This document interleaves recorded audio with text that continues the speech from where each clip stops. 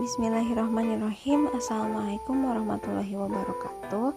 Kami dari kelompok 4 yang beranggotakan Siti Fauziah, Laila Rahmah, Sulistiani, Zidan Rahmat, Putri Zahwa Salsabila, Teti Damayanti, dan Ai Halimatus Salamah.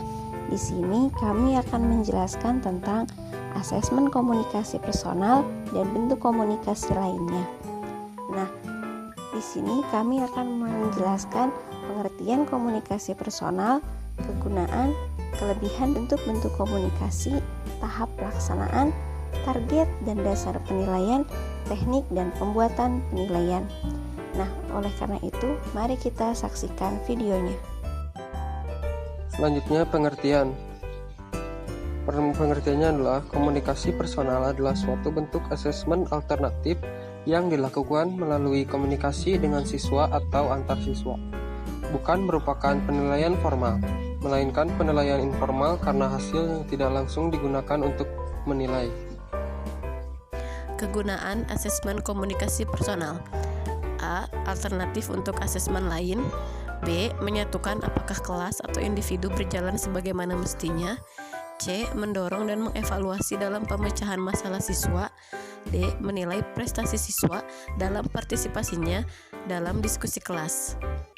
Selanjutnya ada kelebihan dari asesmen komunikasi personal ini. Yang pertama yaitu dapat menempa keterkaitan yang jelas dan lengkap antara strategi bertanya dan fokus pembelajaran.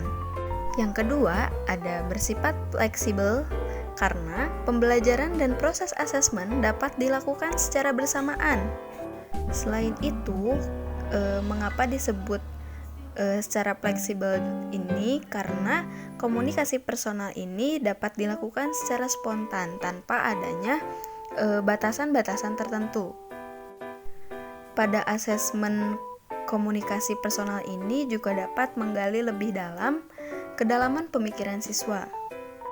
Untuk yang selanjutnya ada peningkatan keharmonisan antara guru dengan siswa.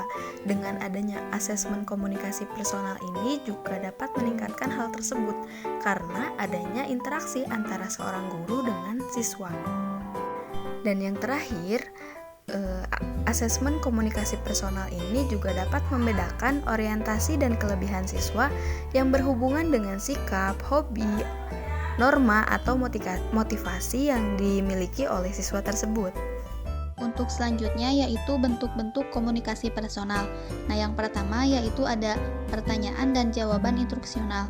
Nah, kegiatan ini bisa meningkatkan proses berpikir dan belajar, juga memberikan informasi terkait pencapaian seorang siswa.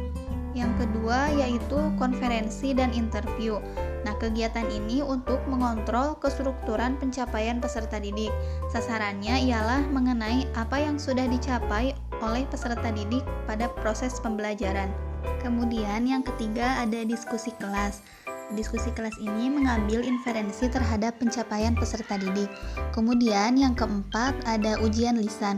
Nah, guru di sini merefleksi dan memberikan pertanyaan terkait materi yang sudah dipelajari untuk direspon secara lisan oleh peserta didik. Hal tersebut dapat dilakukan untuk evaluasi mutu dan menarik kesimpulan tentang level pencapaian yang diterima oleh siswa dari hasil selama proses pembelajaran. Dan yang terakhir yaitu percakapan dengan lainnya. Nah, di sini guru dapat menemukan informasi berguna mengenai pencapaian peserta didik dengan bicara bersama orang lain. Untuk selanjutnya yaitu tahapan pelaksanaan asesmen komunikasi personal. Ada 3 tahap pelaksanaan. Yang pertama itu tahap persiapan, yang kedua diskusi dan proses asesmen, yang ketiga yaitu umpan balik. Pada tahap yang pertama, tahap persiapan, di dalamnya pengajar akan menyusun indikator dan scoring. Maksudnya, di sini seorang guru akan memberikan informasi mengenai topik yang akan dibahas dalam kegiatan diskusi. Kemudian pengajar atau guru juga akan merumuskan hal apa saja yang akan menjadi poin penilaian melibatkan siswa nantinya. Nah, yang kedua, diskusi dan proses asesmen. Dalam proses diskusi dan proses asesmen, di sini seorang pengajar akan membagikan kelompok kepada peserta didik dan akan menyeting kelas serta menilai dari diskusi yang telah dilaksanakan dalam kegiatan. Yang ketiga, yaitu umpan balik. Dalam umpan balik ini, kegiatan yang dilakukan yaitu melakukan refleksi dan evaluasi hasil. Dalam umpan balik ini, peserta didik akan berdiskusi, bertukar pikiran mengenai hasil diskusi, dan setelah itu, maka guru akan mengevaluasi hasil dari diskusi peserta didik yang telah dilakukan. Untuk selanjutnya akan dijelaskan oleh rekan saya. Untuk selanjutnya ada target dan dasar penilaian dalam asesmen komunikasi personal. Target yang pertama adalah pengetahuan. Pengetahuan dapat dinilai dengan komunikasi personal. Kita dapat bertanya kepada siswa untuk melihat apakah mereka menguasai materi melalui ingatan atau melalui penggunaan material acuan yang efektif. Dan yang kedua, penalaran.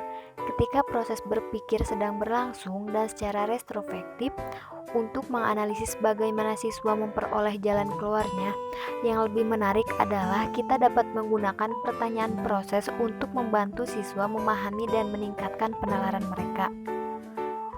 Dan yang terakhir, pengukuran sikap. Dengan memberi motivasi dengan cara bertanya kepada siswa, satu pola yang berkelanjutan dalam pertukaran pandangan antara guru dan siswa dapat memberikan kontribusi dalam menciptakan lingkungan belajar yang sesuai. Dengan mempercayai dan membuka akses komunikasi, maka siswa merasa nyaman untuk mengatakan apa yang mereka pikirkan dan rasakan mereka akan melakukannya. Adapun untuk dasar penilaian dalam asesmen komunikasi personal, yaitu yang pertama pencapaian. Siswa yang belajar lebih akan mendapatkan nilai lebih tinggi. Dan yang kedua, bakat. Siswa yang mencapai lebih dalam dengan kemampuan mereka.